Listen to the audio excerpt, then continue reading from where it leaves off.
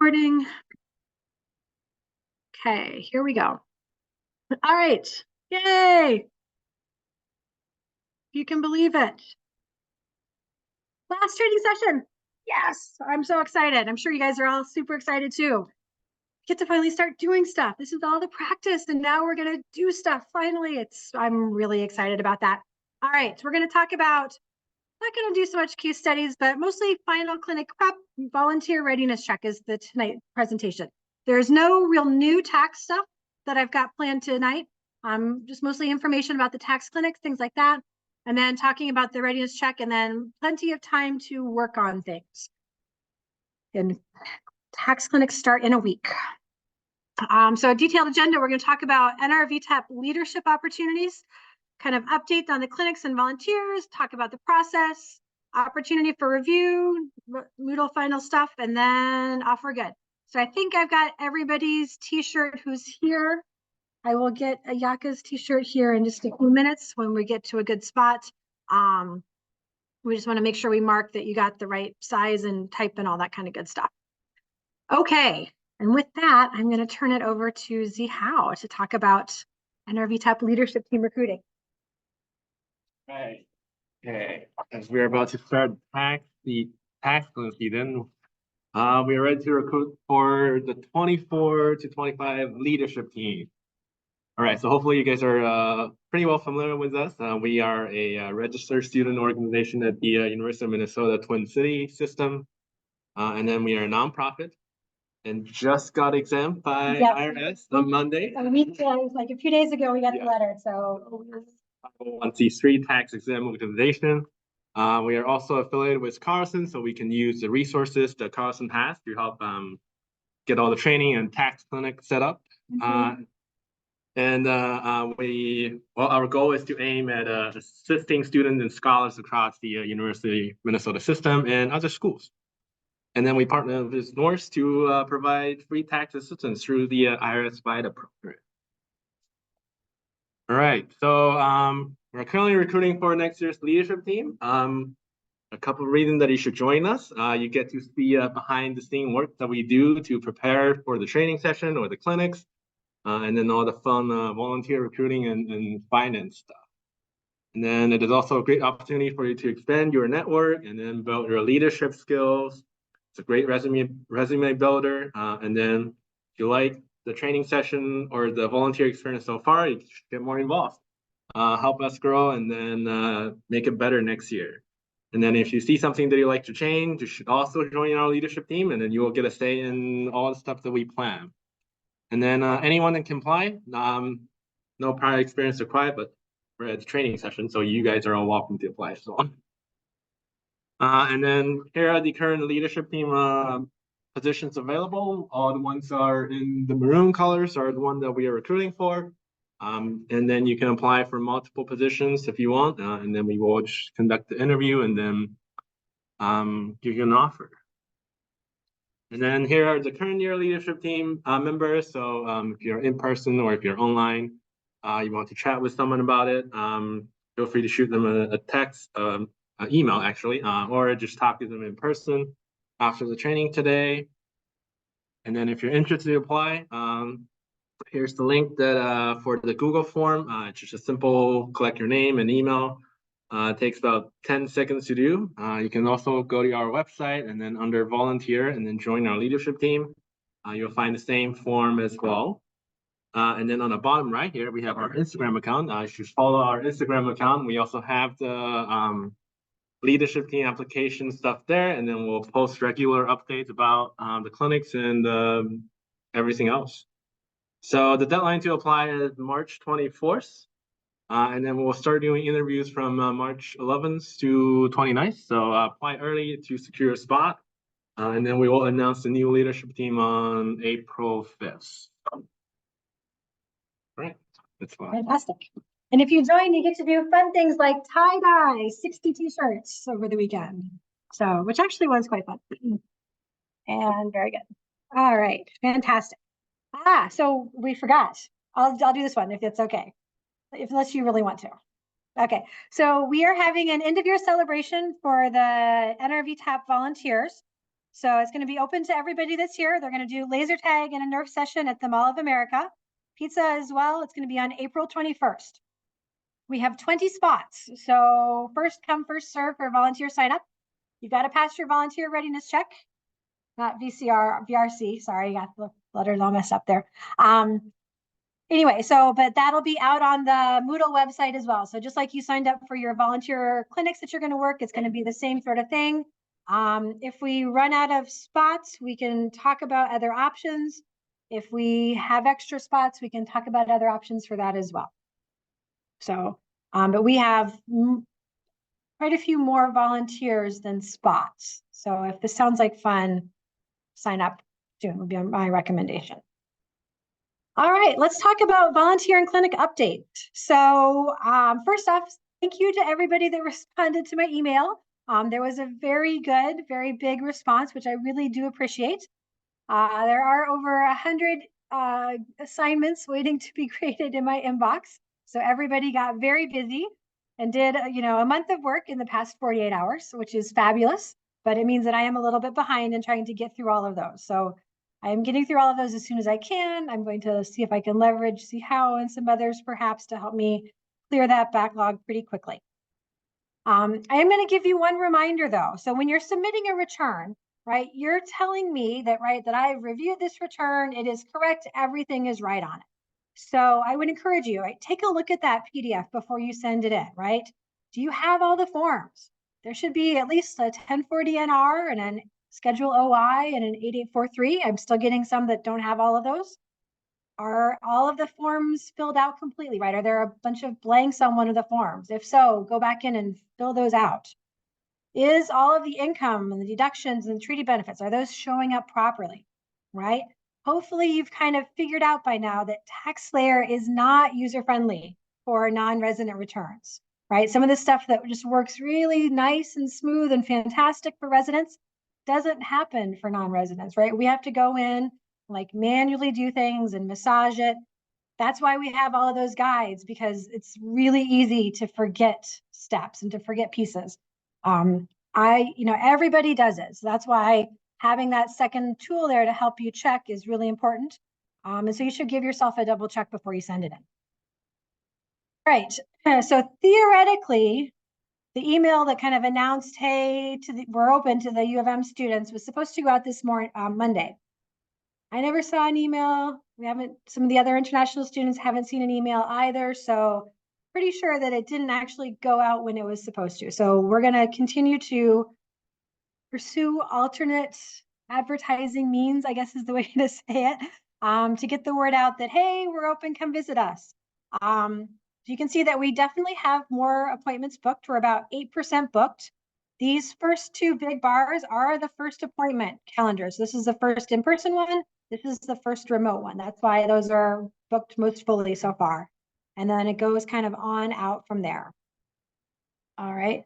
So I would expect that probably, we're not going to get full the first week, but I think that we'll definitely make some progress on that. And the other ones will start filling in just as soon as people remember and realize that they need to do their taxes. Okay, so the next thing I wanted to talk about was the guides and special circumstances, and also just a little bit about stuff we're not going to give you like explicit training on, just to make sure you kind of know, like, this is what we know, and this is maybe not what you're quite as familiar with. So these are all of the guides, right? The personalized guide is the holy grail of it. I was doing the counting on pages. So to like print out like one copy of every single guide, we are in the 800 to 900 pages range. So it's a lot of stuff to wade through, right? Nobody in their right mind is, of course, I'm the one that waded through it, but anyway, but nobody else would want to go through all of those pages. And so that's where the personalized guide is really useful, because that gives you just the parts that you need, right? However, if you want to use a paper copy in our clinics, we will have paper copies of the basic and the special scenarios guides. Those are at the U of M printer right now. The basic guides are students from India, students with a treaty benefit for wages or scholarship, and students without a treaty benefit for wages or scholarship. So they're really straightforward. We have filing instructions, and then we have state guides. And we have special circumstances. So these are the ones we talked about last week, like property tax refund. What happens if your treaty benefit doesn't match your 1042S or you don't get an income document? All kinds of other things that we didn't really talk in a great deal of detail about, like charitable contributions, student loans, dependents, 401k distributions, all that kind of stuff. So those are all out there. They're out on the website. They're all updated. So you should be able to use those with confidence. And if you find something that you don't think is right, please ask. So we've gone through them a bunch of times, but there's always a tweak in the menus on TaxSlayer or some other fun stuff that happens. And so we need to update them again. All right, a reminder on scope, right? Because other than the $79,000 limit, which by the way, it doesn't happen until you get through the very end and you say, print my return or I'm ready to file. And then it will throw up the flag. It'll let you like enter all of your data, all of your stuff first, just like lead you on before it throws up the limit. So other than the $79,000 limit though, everything else is all like an internal controls type of a scope change, right? The software is not going to stop them from doing that. We need to know the rules. We need to follow them to say, hey, I know that I'm not supposed to help on cryptocurrency transactions. I'm not going to give that, I'm not going to tell the student how to enter those or that that's right. We also have a lot of states that we don't support. There are treaty benefits for other types of income. We can't help with those. We can't do self-employment income. We can't do stuff outside of the United States, amended returns or prior year returns. So those are all things that we really can't help with. If that happens, we're going to send them to the IRS website. We're going to have them send us an email. We've got some like reference information and links that we can send them to help them find their way, but they're going to have to work that bit out on their own. All right. We are also not providing training, at least not right now, on FICA tax refunds. So remember, non-resident aliens on an F1 or J1 visa do not have to pay Social Security and Medicare taxes. Usually the U of M is really good about this, but usually other employers, like summer internship employers, are bad about this. They will take that out anyway. That means that those people can get a refund. It's done entirely separately from the tax return. So we do generally help these people. We just don't help them now. We will help them in like May and June and July and August because it takes a long time. You have to request a refund from the employer, and then if they won't do it, then you assemble a bunch of forms and send them all in. So if you're looking at somebody's W-2 and you see Social Security and Medicare taxes on it, and they're a non-resident alien, say, hey, you can get that money back.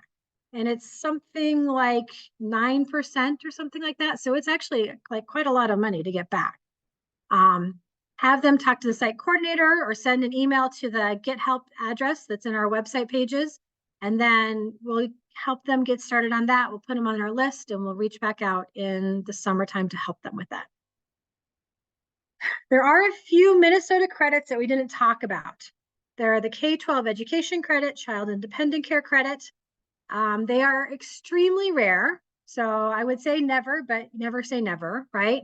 You would have to have a person that's from Canada, Mexico, India, or South Korea. They would have to have a child that is a US citizen. They would have to be single. They would have to have childcare expenses so they can work or pay education expenses for a child in one of those grades, K through 12. So theoretically possible we could have one of those, but highly unlikely. If you ever do find one, send them to the site coordinator. They'll either be able to help them right there or they'll pass them along to the tax help email and then we'll help them that way. We haven't ever had anybody, but someday somebody will walk through and then we will get to do that and it'll be great. All right. We didn't do a training on Ohio, but we will have a guide for Ohio. So if you find anybody, obviously, most likely they will not be at an in-person clinic at the University of Minnesota, but we do partner with an organization out in Ohio. I've forgotten the name of the college out there. But anyway, so we will see some Ohio people, most likely on the remote clinics. There will be a guide. So if there are questions on that, look to the guide. We also didn't spend a lot of time on filing instructions. These are pretty straightforward. It's pretty obvious, like click here. Do you want to file? Yes, click here, all that kind of stuff. The guides are out there as well. Not really a difficult thing. The one thing to keep in mind on that though, right, is that because of the way TaxSlayer changed their software this year, if you are a married person, you will not be able to e-file your state return. You're going to have to print and mail that thing out. Last year, if you were married, but if your spouse had a social security or an ITIN, then you could file electronically for your Minnesota return. Some states you still couldn't do it. This year, nobody's doing it. So it's all going to be on paper. And then finally, fixing e-file problems. So we will accumulate a list on the member site. Otherwise, usually in the description, it'll have, if you're good at like database interpretation of code, you can usually look at that and figure out like what data piece is missing. If you can't, that is not a problem. Send them to us probably online and we will help fix it for them. So if you guys can't figure it out at the tax clinics. The list, yeah, it's a very huge list of potential e-file problems. And so we don't try to teach everybody what all of those things are. Okay, any questions about that before we move on? Stuff that we're not going to talk about. Okay, so let's talk about the clinics, right? Because we're, T-minus 1 week and 5 minutes from that. So the way this works, so clients all register for a free membership at our site, right? Doing that gives them access to the software, the guides, all of that stuff, all of the tools. We give them instructions, say, go do it yourself, right? Do it as much as you can, as far as you can. If you need help, come get help. If you're good, keep on going. But if you need help, come get us, right? And if you need help, you can make an appointment either at a tax clinic, you can make an appointment in an office hours session, or you can send an email. And then once the returns are prepared and good, the client will file them themselves. So, right, so we are the help in the DIY, right? We are not the DIY part of it for them. They are the DIY. So at a clinic, so our goal is to provide an opportunity for every client to ask a trained volunteer about questions on their return, right? So we're going to try to help them fix their problems. This is why you guys have to be, the chef, the expert. You need to know this stuff because you're not just like entering all of the data on a W-2, you're helping them diagnose, well, my W-2 is giving me an error. Why is that? All those kinds of things. So you're going to help resolve issues. You're also going to review completed returns to confirm that they are correct. We are not going to walk them step by step through preparing their returns in TaxSlayer, right? Every volunteer that's at a clinic will have multiple clients. So you can't spend all of your time helping one person. You've got many people that you've got to help. And we kind of go to them as they need help. So we're going to help them, get them moving, and then move on to the next person. When clients make an appointment at a clinic, they do it on the membership site and they only get one clinic appointment. All right, and we send them 4 different reminders. We send them our initial confirmation. We send them a 1 week, get organized, get all of your documents. 30 hours before the clinic, we send them, hey, have you got all your stuff? Why don't you try getting started? Create your account. 6 hours before, we send them another reminder saying, hey, are you ready for your appointment? Cancel now if not, because you only get one, and you can cancel up to 4 hours in advance of your appointment. And then once that passes 2 hours before, if they gave us a phone number, we send them a text, just a reminder, hey, don't forget, 2 hours, come here, we'll see you there. We send the Zoom links out a few hours before the remote clinics, and then we will take walk-ins as capacity supports at our in-person clinics. So if somebody comes up, they don't have an appointment, we have people that don't show up for their appointments, we will take extra people that way as well. All right. Okay. At a remote clinic. So these are Zoom meetings. They're 2.5 hours long. We will have 1 site coordinator and then up to 4 volunteers. There will be 2 sort of waves of clients that come in. And on average, about 2.5 clients per volunteer per wave. So if we had 4 volunteers, we would let 10 clients in for that first wave. And each of the volunteers would be in their own breakout room. The site coordinator would put the first set of clients, 1 client in for each of those volunteers, 15 minutes, talk with that client, answer their questions, do whatever. When that 15 minutes is up, that first client goes out, next client goes in, boop, same thing, repeat. 15 minutes, third client goes in, same thing, repeat, right? If you're done with that client, if they've got the questions answered after 15, then we can send somebody in sooner, right? We don't need to spend that whole time with them if they've got the questions, because there's people waiting. For that client, right, after their first like 15 minutes with you, they can stick around in the Zoom meeting if they want to, and there will be a chance to talk to a client or to a volunteer again, right? That's kind of the big advantage, is they get multiple opportunities to talk to a volunteer. So you're working on your return, you're stuck, you get some help to get unstuck. You keep working on your return. If you get stuck again, you can ask questions again. Or if you get done, then somebody can do a review for you. If we have multiple site coordinators and more than 4 volunteers, we'll do multiple Zoom meetings. So that ratio is kind of a max. 1 site coordinator, 4 volunteers, 10 clients per wave. So we're not going to have more than that at one time. And we could very well have less than that, kind of depending on what the signups are for each of the events. All right, so the site coordinator, they're basically running the Zoom, right? They set it up, they set up the breakout rooms, all that kind of stuff. They do chat, because we only do chat, we don't do talking because we don't want to share personal information. They let people in, they put the volunteers in, send everybody back and forth. That's kind of the main thing. As a volunteer, right, your job is to, number one, show up, right? Sign into the Zoom meeting, get your stuff ready, right? Get your 4011 ready, get the member website ready so you can have the guides available. You'll go into the breakout room and you wait for your client to join you. So it's kind of a little bit lonely, a little bit boring, right? You're just kind of sitting there waiting, and then somebody shows up on the screen and you talk to them and help, and then you wait and somebody else shows up. While you're with the client, right? It's just going to be the 2 of you, so they can share their screen. You can talk with them. If you're in a public space, we ask that you try to keep the information private. So use headphones, something like that. Make sure nobody's looking at your screen. Not that we've had any issues, but we just don't want to do that. But it's very fair to ask them to show you all of their stuff, right? You need to see their information to be able to solve it. We also do strongly encourage you to have your video on. I know people like to turn it off, but remember, this is some person that needs help, that has no idea who you are.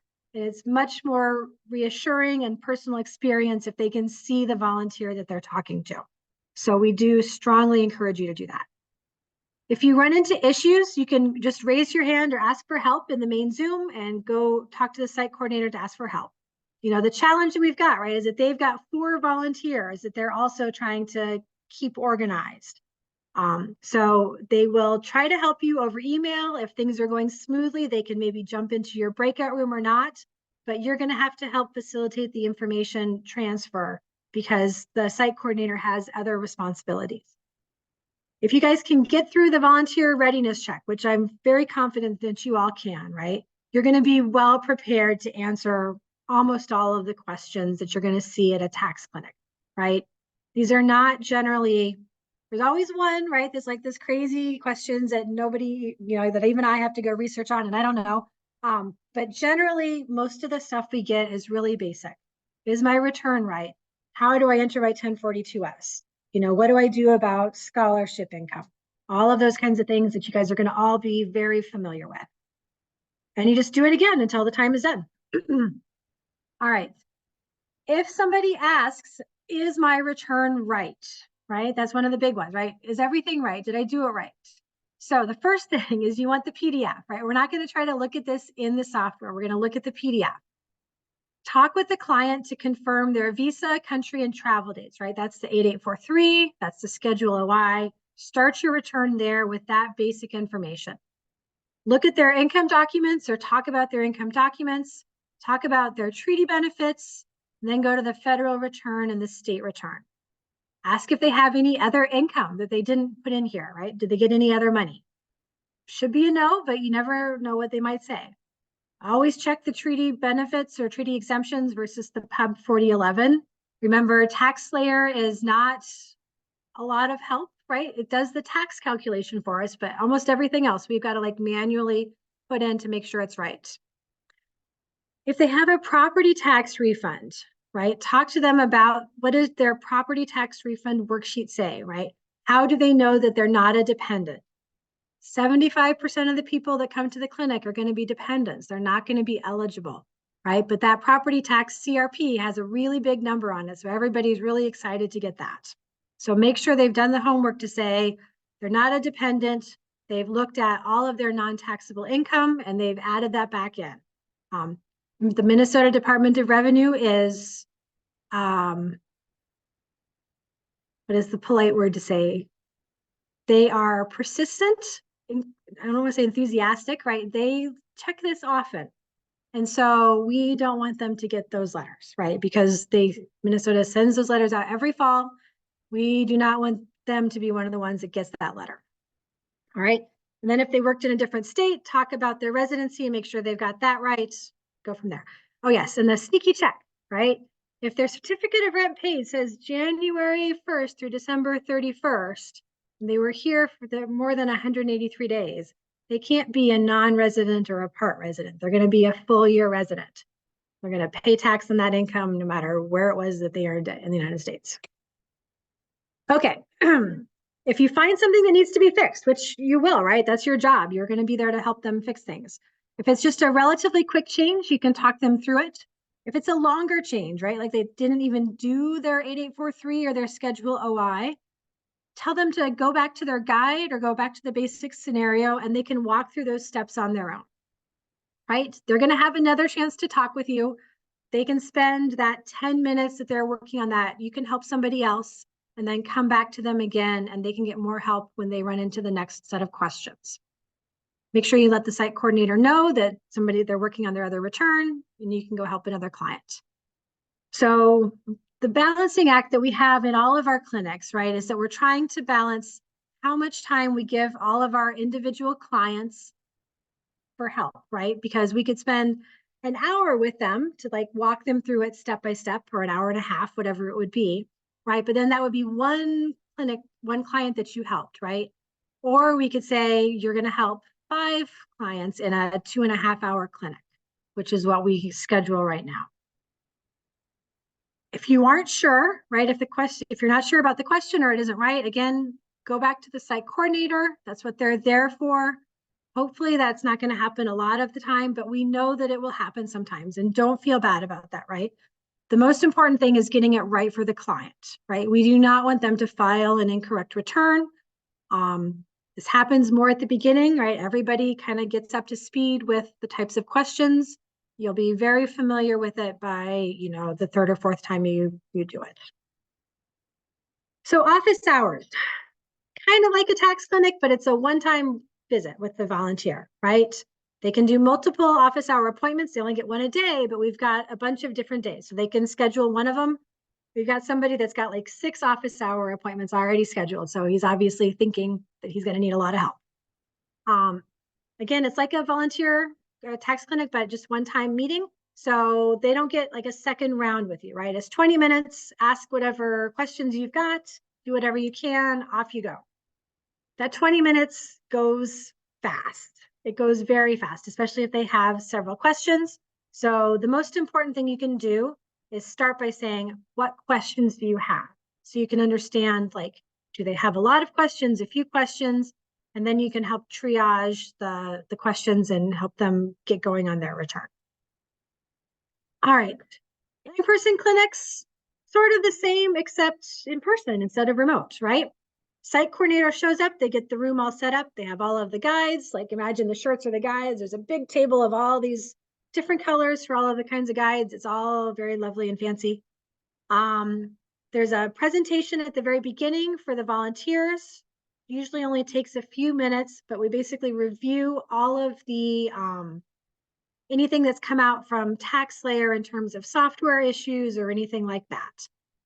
At the start of the clinic, we do a really quick walkthrough for the clients just to review for them, like what the expectations are. And then you provide support. So it's kind of like what it's going to be like here in about, 30, 45 minutes, right? Everybody's working on their returns. If somebody has a question, they raise your hand. Off you go to help them, answer their questions, come back. Next person raises their hand. Off you go again. All right. We will have intake volunteers at all of our clinics that are in person. You will check in with them because they're going to check to make sure that you're here. And then they check in the clients as well, and they also manage the walk-ins. So we just limit the number that we have. So we have little walk-in cards, like space number 1, walk-in space number 2, so on and so forth. The intake volunteers do not answer any tax questions, right? This is generally people that either didn't pass or didn't want to do the tax training part of it. They didn't want the pressure of that, but they still wanted to be a part of the clinics. And so it's a very specific rule. They cannot answer any tax questions. Makes life easy for them and for us. So at an in-person clinic, we ask that you, number one, wear your volunteer t-shirt. So I've given out most of them tonight. So if I haven't given you yours yet, come see me when we get to the break. The colors on the shirts are not just for prettiness, although that's part of it. They are also to give people a guide as far as what tax types you can help with. Yellow is non-resident, blue is resident, red is site coordinator, pink is intake, green is everything, all that kind of stuff. So that lets people know right off the top of the bat, are you qualified? Are you able to answer the questions that they have? We also have badges. That's an IRS requirement. So everybody has a badge. So when you show up, check in with the intake volunteer, get your badge, see what the site coordinator has to say, grab a 4011. So everybody should have one of these to carry with them. Our stock of them has definitely gone down over time. So if you've taken one home with you, please bring it with you when you come to the tax clinic. And then the guys will be all in front. So while we're walking around, while you're helping a client, right, you're going to be in the middle of a busy room. It will be busier than this. Do your best to maintain the privacy of their information, right? You can point to the screen. You can say, oh, yes, your income on your W-2, this number here. You don't have to say the numbers necessarily. So try to do what you can to keep their information private, their personal situation private. And then when you leave, make sure you turn in your badge. That way it'll be here for you the next time and you don't have to remember it. Again, same thing on things getting fixed, right? If it's a quick one, show them how to do it. If it's going to be long, point them to where it is in the guide. Say, keep working on it. When you have your next question, raise your hand. We'll come help you. All right. So, any questions about that?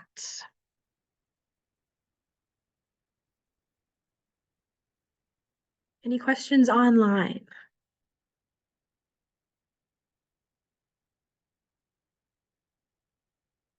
All right, it's no problem. So a couple more thoughts. First one is on temptation, right?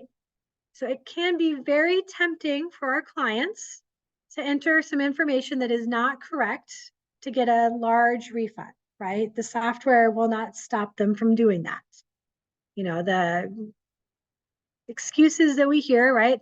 Oh, they'll never know, or by the time they catch it, right? I'll be back in my home country. It won't matter. So, right? Number one, right? We do not have physical control of their device. So we can't stop them or make them do anything, right? All we can do is encourage.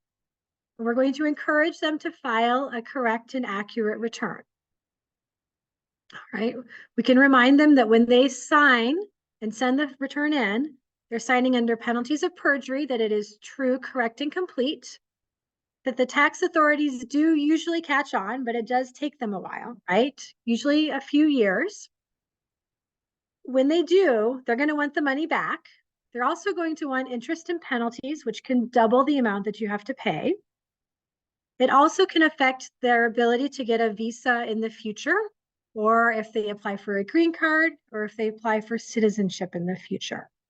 So we definitely say that doing the returns correctly is the right thing to do for you and for future you. As an IRS FIDA clinic, right, we cannot knowingly assist with preparing an incorrect return.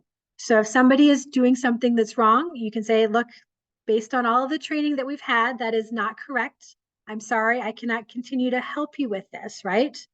You can say, send them to the site coordinator if they start to get unhappy about that. That is one of the site coordinator's roles, is to be the interface for you in those situations.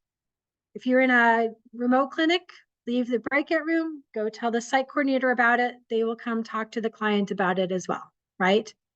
As a site coordinator, we may do a couple things, right? We may assign an experienced volunteer to kind of talk them through it a little bit more. We may have a conversation with them about it to say, you know, hey, let's try to persuade them to change it. Or we may have to say that, you know, I am so sorry, but we're not going to be able to help you here. So if you want to continue on your own, you're welcome to do that. We've given you the guidance that is consistent with our training and our understanding of the tax laws and rules. If you don't want to follow it, that's totally fine, but we can't help you hear that. That almost never happens, right? Yes, there will usually be a few clients that try to get a bigger number on their return, but usually they almost always will change it when you talk about why it's important to have the correct numbers in there. But, you know, we can't make them do it. All we're going to do is say, you know, this is what's right, what we believe is right based on our training and knowledge and experience and certifications. And we would encourage you to do that. And we'll hope that they do it. Bad stuff does happen though when you don't. I have signed up for the Minnesota Department of Revenue like news announcements, and every year there's a few dozen of these that come out saying the Minnesota Department of Revenue announces that they have charged so-and-so with so many counts of tax-related felonies for filing false returns or for not filing their returns. You know, and it talks about, oh, well, this one owes 75,000 or this one only owes like 10,000, right? So it doesn't have to be huge amounts for them to go after you. And they talk on blah, blah, blah. And so it happens, right? If you do something wrong, the IRS or Minnesota Department of Revenue will send you letters, and then they will send more letters. And if you never acknowledge or respond, they will take it further. Again, never seen an international student on one of these lists. Never want to see an international student on one of these lists. But it does happen. So we want to keep everybody on the higher road here. A few final words about tax clinics. So if you're here in person, right, it's exciting, it's loud, it's very chaotic, right? There's people everywhere. The t-shirts are really important because that lets everybody know who's a volunteer, who's just here, because everybody, you know, everybody's all about the same age. So you all look the same. If it's remote, right, it's also super exciting, but it's also intimidating and lonely because you're sitting there kind of on your own and it's just you and the computer in the breakout room and like, am I doing it right? So if you aren't sure, right, ask for help, right? I know we said that like the site corners have a lot of people to manage, and it's true, right? But the most important thing is that we do it right for the clients, right? Because we don't want to be a part of them getting any letters from the IRS or the Minnesota Department of Revenue. All right, so you will see here, I used to say the first few clinics are usually a little bit more laid back, which is true. And we have fewer clients, which is also true. And it's also true that we don't have any 1042S forms. So what we tend to see is a surge in clients that are either students of India who don't have any treaty benefits or people that are from non-treaty countries. We also will tend to get a few of our trickier situations then, just because these are people that are usually pretty financially savvy. They're on the ball. They know they're not going to get any kind of a document that they have to wait for, and they're ready to file. They're ready to get their refunds back. So again, if you need help, ask for it, right? That is what we're here for. After spring break is generally when it tends to get very busy. We also don't have very many clinics between now and spring break, but after spring break, that's when the 1042S forms are going to get here. So we see a lot of students. So that's when we get a lot of high volume, simpler returns, typically, right? There's always exceptions. All right. Any questions about that? Okay. All right. If you have any questions, if you want to just ask me afterwards, you're more than welcome to ask any of our NRV TAP leadership team volunteers. They were all volunteers last year that are here, so they're happy to answer questions. Okay. What about tax or tax layer reviews? So I don't have any slides for this. I just wanted to give people an opportunity to ask questions, if there are any. Yes, Soren. Maybe I just wasn't smart enough before Elena's scenario. Yes. What's her address? I don't know.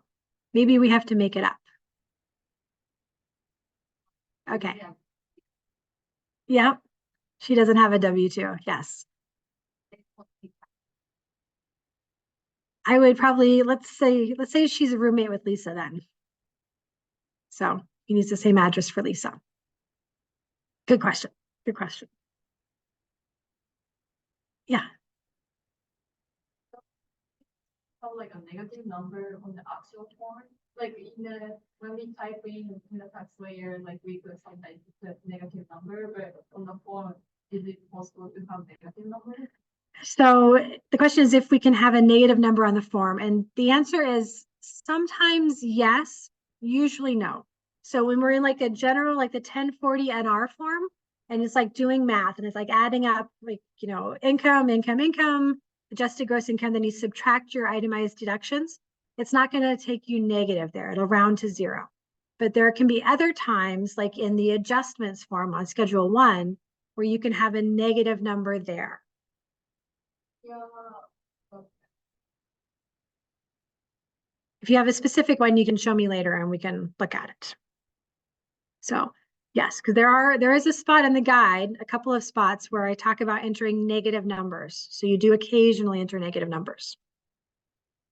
Okay, let's talk about the volunteer readiness check, right? So I've talked a lot about like, what is it going to be like? How do we do it, right? It's going to be a lot. It's going to be great. It's going to be fun. They're always really fun. But let's talk about the last steps to kind of make sure that you guys are ready, right? So I talked about it last week, right? So this is a required step this year that you must complete before you can volunteer at the tax clinics.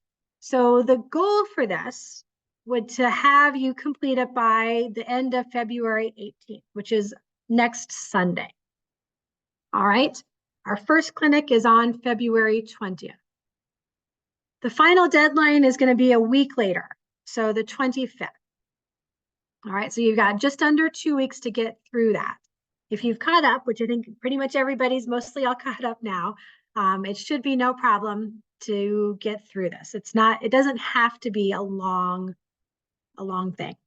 So, but at some point we've got to say the training is done, we're going to move on. And so that's going to be our deadline. So we got to get it done by then. So what is going to be in the check? So it is a quiz. There will be 12 questions. And then there are assignments. So scenario assignments, just like you guys have been doing with Harold and Lisa and all of those ones. If you signed up to be an NR only volunteer, then you'll get 2 scenarios, federal and state returns. If you did the non-resident and resident, you'll get 3 scenarios.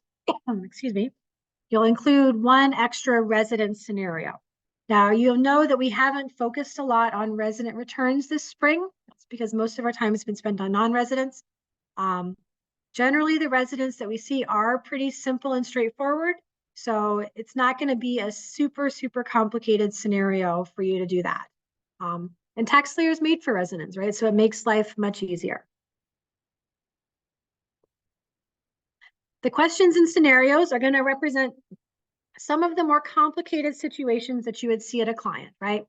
Or at a clinic. So 90% of our clients are really straightforward and easy, right? Think Lisa, think Nick, right? Not even as complicated as Harold. But we do have some that are more complicated that have a lot going on. So the scenarios are going to combine some different income and situations. Part of that is I kind of pile like everything in the kitchen sink on a couple of people because it's either do that or do like 5 scenarios. And so I figure 2 longer scenarios is better than 5 medium to short scenarios. So once you can prepare these returns, correctly prepare them, you should feel confident that you're going to be able to help clients, the vast majority of our clients, with their tax and TaxSlayer issues, right? You guys, although it may not feel like it at the moment, you guys have had a lot of practice, a lot of learning. You've come a very, very long way from the first training session that we had. All right, so what does it take to pass? The IRS does 80%, we're doing 90%. All right, so the quiz is pretty straightforward, 90%, so you can miss like 1 question and still pass. For the assignments, so if you get an incorrect number or information in the tax return, so like a number that affects things, that's a minus 10%. That would be things like missing income, incorrect deductions, wrong state residency status, that kind of stuff. If you make an error on an information area, so like an 8843, like a line 1A, something like that, miss the Minnesota new address box, that's going to be a -4%. So you can make 2 little mistakes and still pass. All right. But you can't make any significant mistakes on the tax return forms, right? All of that income's got to be reported correctly. Everything's got to be entered. Everything's got to work out, all of that stuff. If you guys are doing all of the scenarios and you're learning from the feedback that I give you and getting them right there, right? This is no different from that. It's just another practice one. There might be a few things, but go use the guides. All right. So what if you don't pass? Try again, right? So on the quiz, you can automatically retake it. So I've got a large question bank, so it's going to go live tomorrow afternoon, that you can do 3 attempts without repeating questions. All right.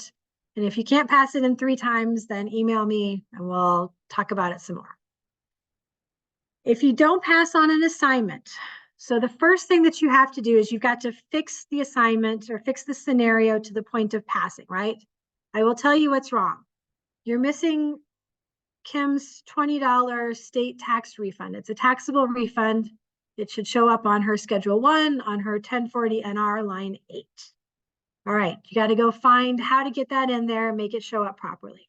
So you've got to get that fixed so you can show me that you can do it. And then you have to pass a new scenario, right? So it's not just about being able to fix a scenario and doing it multiple times.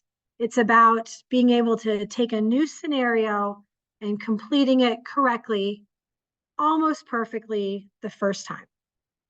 And I will give you as many scenarios as it takes to get you there, okay? You guys have put a lot of time in here. I do not want to waste your effort. I know that you can do it, right? It just takes a little bit of attention to detail and focus on the issues. So as you're doing these things, just like with the IRS test, right? Open book, open notes, open resource, not open friend, right? But use the resources. Create a personalized guide for the scenario, right? Or use the generic guides. I know that they're long, but there's a process for those, right? They walk you through step by step by step, right? How do you enter all of this information? If you're using that, you're not going to ever miss the 8843 because there's a personal information section and it walks you through Schedule OI and 8843. If you're having a problem, right, send me an email, right? I'm the site coordinator, right? Maria, I can't get this state tax refund to show up. Where am I doing it? And I'm going to say something like, well, did you do the personalized guide? Did you do the guide? Like, how are you finding your information? Send me a screenshot of your return. Send me your tax layer information. We'll help you straighten it out. All right. So I am trying to give you, just like we're giving all of the clients, right? We're trying to give you the tools to be successful in this. All right. I already did the timing. Why do I have that choice? I don't know. All right. After passing, because I know you guys are going to pass, it's going to be awesome. If I canceled any of your volunteer clinics, I will reschedule you for all of them, right? I've got the list. Super easy for me to go back in there and do that. It's not a problem. If you're an NRVTAP volunteer, then you get access to the calendar to sign up for the end of year celebration. Yay, all funded by the SUA, SOA. I forget what the letters are for who gave us the money, but we appreciate it very much, no matter who they are. All right. And that's that. Any questions on the volunteer readiness check or about training?